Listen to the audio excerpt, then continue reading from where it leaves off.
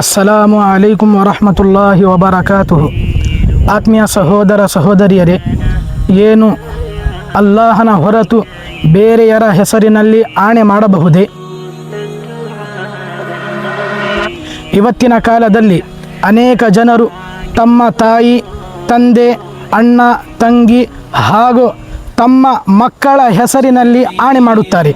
ಸ್ನೇಹಿತರೆ, ಇವತ್ತಿನ ಕಾಲದಲ್ಲಿ ಬಹಳಷ್ಟು ಜನರು ತಮ್ಮ ತಾಯಿಯ ತಲೆಯ ಮೇಲೆ ಕೈ ಇಟ್ಟು ಆಣೆ ಮಾಡುತ್ತಾರೆ ಅಥವಾ ವಿವಿಧ ವಸ್ತುಗಳ ಹೆಸರಿನಲ್ಲಿ ಆಣೆ ಮಾಡುತ್ತಾರೆ. ಸ್ನೇಹಿತರೆ, ಇದರ ಸರಿಯಾದ ಉತ್ತರ ಏನೆಂದರೆ, ಯಾರಾದರೂ ಆಣೆ ಮಾಡಬೇಕಾದರೆ ಅವರು ಅಲ್ಲಾಹನ ಹೆಸರಿನಲ್ಲಿ ಮಾತ್ರ ಆಣೆ ಮಾಡಬೇಕು.